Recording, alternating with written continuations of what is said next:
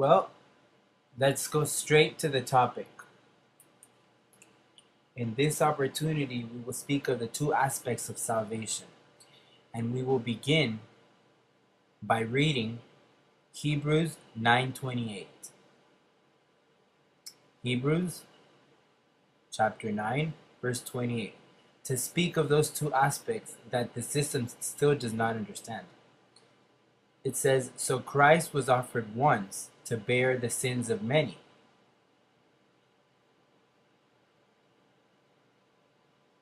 Not of all, but of many.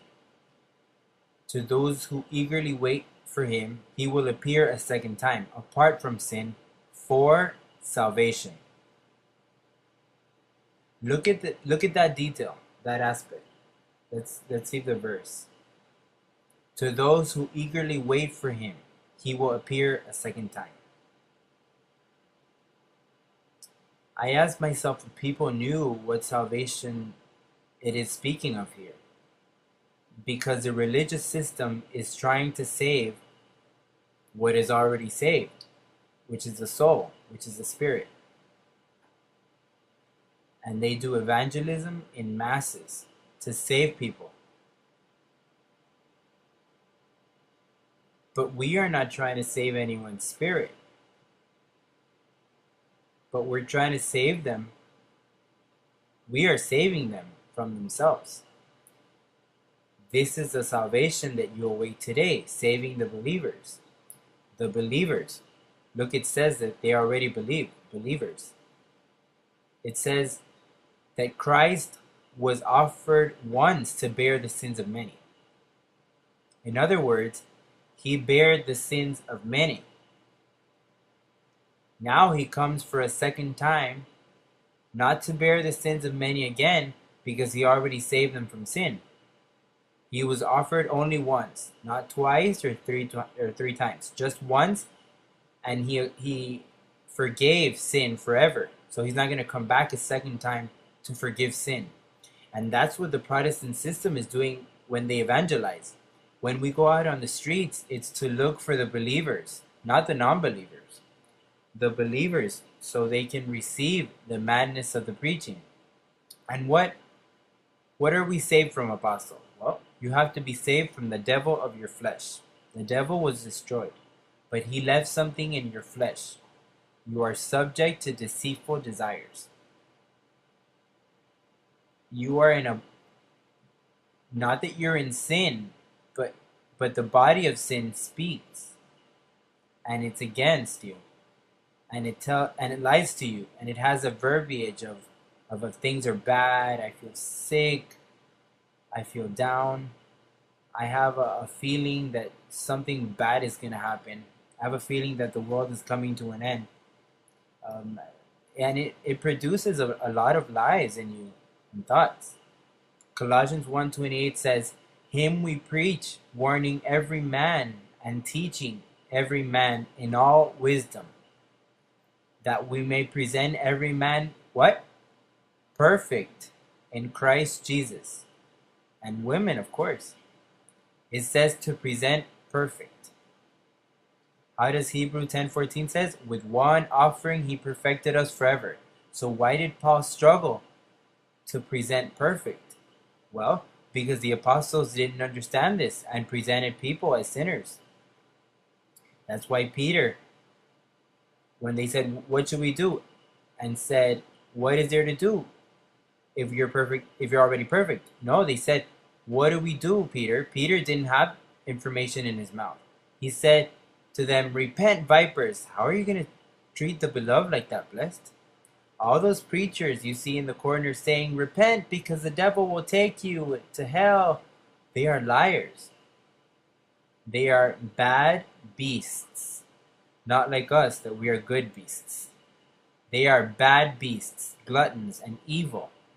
All those religious pastors that are not presenting the gospel, not presenting all their neighbors perfect, they are criminals of grace, criminals of the pulpit, abusers who need to have their mouth stopped because they subvert entire households, like those of the circumcision.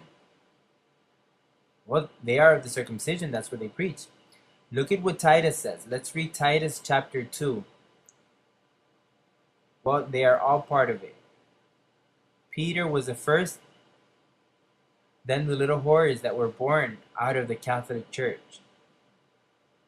Look at what Titus chapter 2 says. Pardon me, chapter 1, verse 10. It says, "For there are many insubordinate, both idle talkers and deceivers." Those are the reverends that are around there, the evangelists. Especially those of the circumcision. Especially what? Those of the circumcision.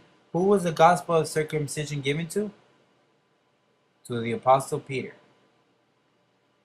So Peter and the rest of the apostles are deceivers.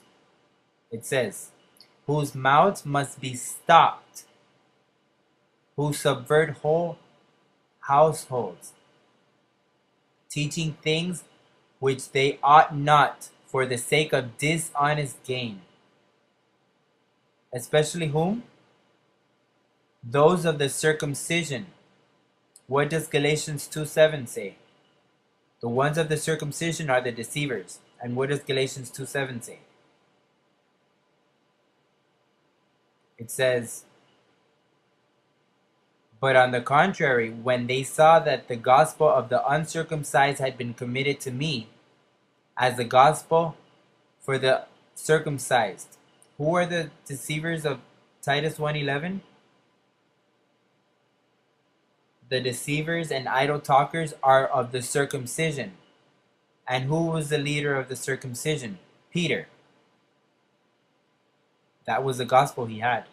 That is the gospel that is preached today, the one that deceives and keeps people ignorant to the truth. So Growing in Grace is the only worldwide ministry that preaches the gospel of uncircumcision, because this is the true gospel, not the one of Peter and the apostles, which is what the Baptist Church and the others preach. They preach the circumcision. And some are honest enough to accept it. Others say, no, it's the same thing. Circumcision and uncircumcision, it's the same thing. Peter and Paul, it's the same thing. Blessed. That's like saying that Christ and the devil are the same thing. No. So Christ comes a second time to save those who are waiting for him. Of course. I saved you. You weren't saved. Well, you were saved before you were born. But the only ones saved are those of the Growing in Grace ministry.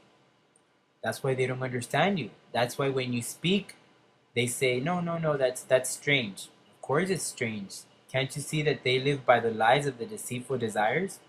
And the power that manifests is a deceiving power that our dad, God, sends them.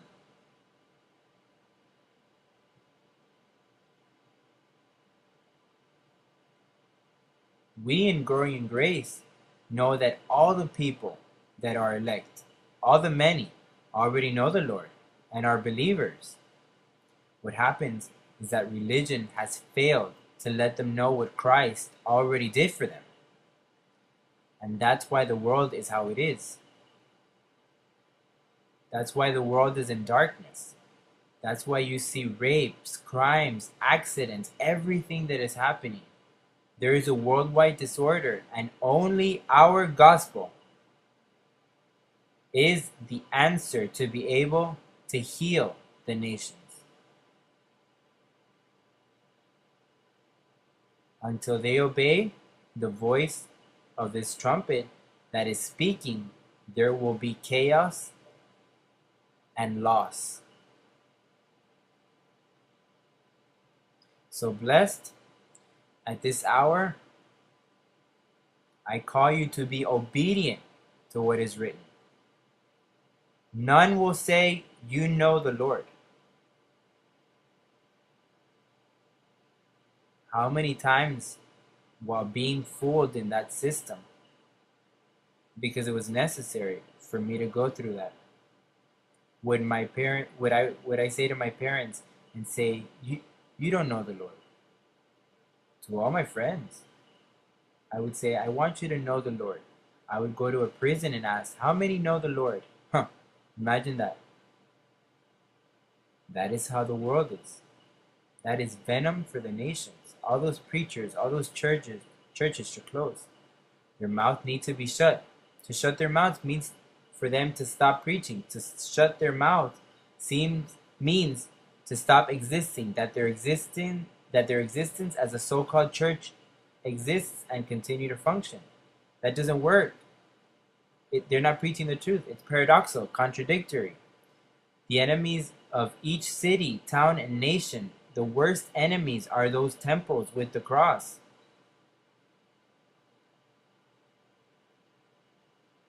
When the Lord comes, they, oh, it's the devil, the 666, the Antichrist, when they are the true anti-Christians, because they are not saying what they have to say.